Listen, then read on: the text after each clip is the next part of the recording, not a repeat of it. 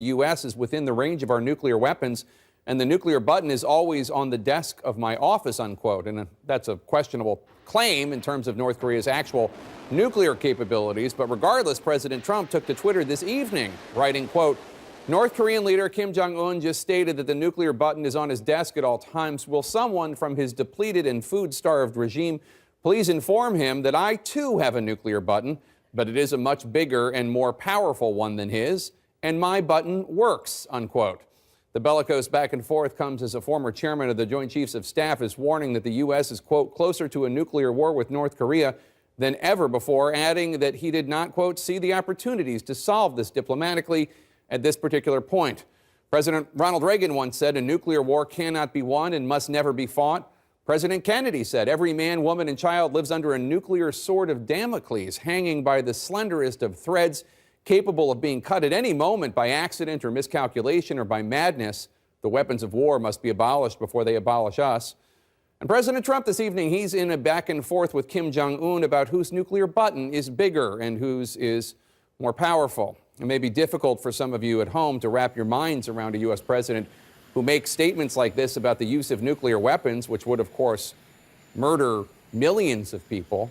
This warning to North Korea was followed by another warning by the president, this one to journalists in the U.S., tweeted the president, quote, I will be announcing the most dishonest and corrupt media awards of the year on Monday at 5 o'clock. Subjects will cover dishonesty and bad reporting in various categories from the fake news media. Stay tuned. This is the president of the United States issuing a threat to use nuclear weapons and then turning around and glibly chastising the media. These tweets coming on the same day that President Trump also suggested that a former Hillary Clinton aide who has been charged with no crime should be jailed, and said the former FBI director who is a witness in the investigation into the Trump campaign should be investigated himself, and also said that his own Justice Department is part of a conspiracy known as the, quote, deep state. None of this normal, none of this acceptable, none of this, frankly, stable behavior. National Security Panel joins me now. We have with us Laura Rosenberger. She's a former director for China and Korea at the National Security Council.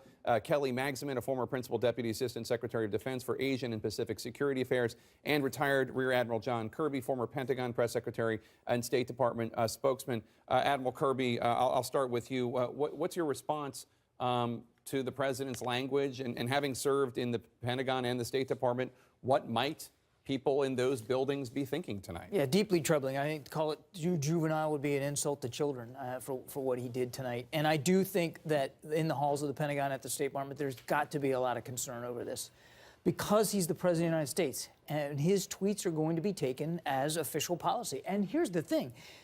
They're going to be misread. There's no question that they're going to lead to miscalculation and confusion over there. All these statements that he makes, whether we're Twitter, they're parsed for nuance. And he doesn't have a lot of nuance in there. So I think we have to worry about how they're going to be perceived over there. And that's what I'm sure my former colleagues in the Pentagon and the State Department are worried about right now. Kelly, how much more difficult does this make the job of a Secretary Mattis at the Pentagon or a Secretary Tillerson at the State Department? Well, I think the Secretary is probably having a very uncomfortable evening this evening. Frankly, I was both shocked and mystified by the president's tweet, in part mystified because sort of what's the point? I mean, he's just playing into Kim Jong-un's rhetorical hands on this.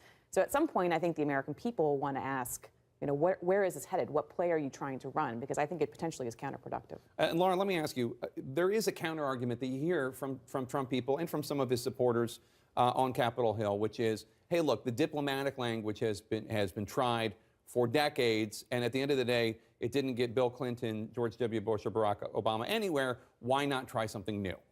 Yeah, you know, I don't think this is a question about diplomatic language or not. I think this is a question of knowing actually what you're intending with your words, sending very clear signals, staying on the same page with your allies. This comes against the backdrop of the potential of inter-Korean talks between North and South Korea, following on North Korea's offer to have talks with South Korea in advance of the Olympics.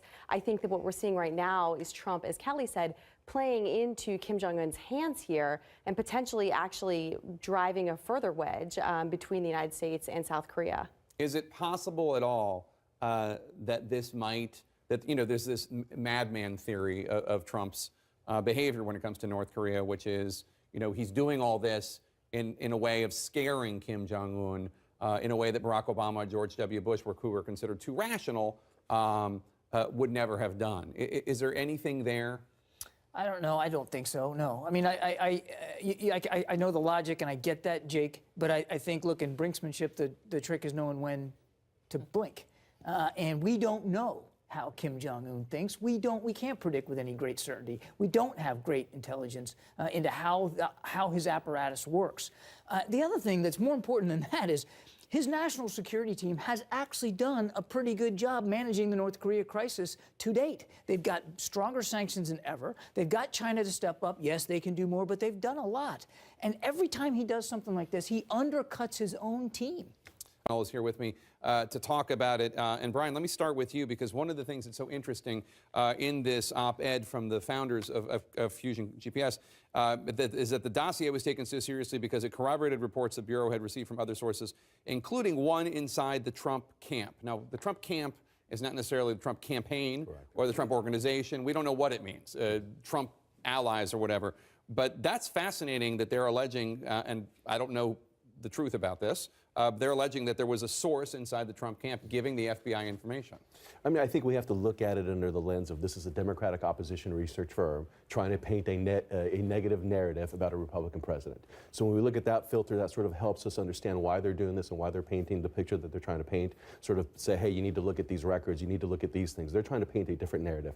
Going back to, who they were talking to in the campaign, whether the FBI was involved, I think this goes to the broader point is we've now had an investigation that started in the middle of the campaign, apparently, and we're now a year and a half later, and you have Senator Feinstein refer to you several times that she's seen no evidence of collusion. So now it's not a short window of this investigation. This is now an investigation that's going on for over a year and a half now, and there's still no signs of collusion. So what are we actually investigating at this point? Go ahead. There's a ton of collusion. Come on.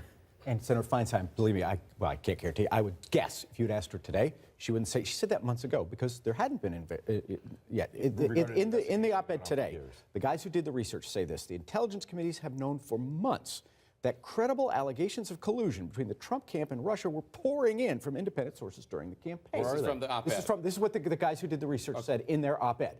The committee has that information. And yet they haven't released the transcript of the interview that they did with Fusion GPS. I suspect that's why they wrote this op-ed, to try to push them. They also tell us that the only bank records that had been subpoenaed by the congressional Republicans were from Fusion GPS, the records that Fusion already had. It suggests that perhaps the investigation on the Hill by the Republicans of a Republican president is not on the level. Follow the money is what we learned in Watergate. They're not following the money on the Hill. Although we should point out, the Mueller investigation, we should just distinguish. There's the Mueller investigation, and then there are the House and Senate Intelligence Committees. And the House and Senate Intelligence Committees, they're looking at collusion with Russia. They're not necessarily looking into possible money laundering or whatever the other allegations that Glenn and Peter are talking about. And what this op-ed is about calling out the Republicans for not following the lead, the tips that these investigators have given them. The title of the op-ed is Republicans' Fake Investigations. And this idea that Glenn Simpson is some kind of Democratic operative, GPS was hired by the Washington Free Bacon, a conservative online publication, to find dirt on Trump. But Glenn Simpson has been hired in the past to find dirt on the Clintons. This guy has been around a long time, and he has worked for Republicans and Democrats. And so he has gone to the committee, given them all this information, saying, look at Trump's finances, look at his real estate dealings from Manhattan to Florida. Go ahead and look at Paul Manafort. And he is out there openly saying the Republicans will not look into it, release the transcripts. And so he is offering a huge document dump. And his facts will be proven out or not, but we will find out at the end of the day, because there will be a majority report from the Senate and House and a minority report. And I will predict that the minority report will be far more interesting, probably because it will contain the details from these investigators that can be corroborated and found out. What's your take on that? Ultimately, this is partly an exercise by this company to clear their name. They've gotten caught up in a situation that's really difficult for them. And I think all of this, especially what's been going on the Hill, that's become increasingly partisan over the last several months, is a little bit of a sideshow, that the real investigation is happening in the special counsel's hands. It's a continuation of an investigation that, if you believe this op-ed, has been ongoing for quite some time, that was maybe deeper than we knew about. And if you don't believe that, we know that there was an investigation that pre-existed before the special counsel was formed, and that they took the ball and are running with it. So whatever is happening on the Hill, whether Republicans are launching a counter investigation or whether Democrats are actually able to do any of their own digging, it's kind of irrelevant because clearly that has devolved into a partisan sideshow, and the Mueller investigation is going on. And frankly, we probably don't know very much about what's happening there. A lot of the leaks that we've gotten so far have not come from within the Mueller camp, and so it's a little bit of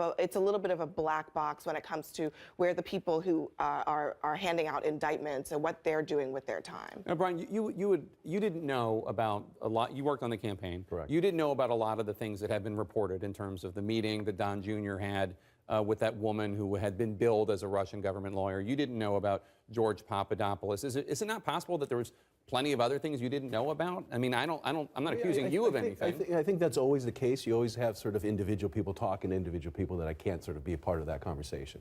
But I think where we are is, you know, if we take the FISA warrant, which started in June of 2016, we're now a year and a half since that FISA warrant, and I'm sorry, I just haven't seen any demonstrated evidence of real collusion. We see a lot of innuendo, we see a lot of smoke, but we don't see a smoking gun. But doesn't smoke warrant the investigation? Would you And grant that? that's what's taking place. Is the investigation is warranted, it's taking place, and what we've seen is a partisan food fight, which is what always happens when you do these types of investigations. Release the Look at transcript. Benghazi. But you know what you have Mueller is what he's doing, and what you have some honest senators who are actually saying the truth with what they see. I respect Senator Feinstein. She's from my home state of California. Believe me, I respect her. I love her. And so She's when smart enough to pay me. she's clear, She's a brilliant senator. yeah, and so when she's clear, when she says, "Listen, I've seen this evidence for over a year and a half now that we've known this," she's part of a member of the Intelligence Committee. Having and actually been a spokesperson for her or an advisor to her, I'd be careful about speaking for Diane. I don't want to She's speak a for lot my great senator, smarter and but tougher the than I am. reality It is is we've now also- seen this go on for a very long time, and where is this direct collusion It's taking worth place? noting, though, on the idea, one of the things we hear a lot from the Trump associates is that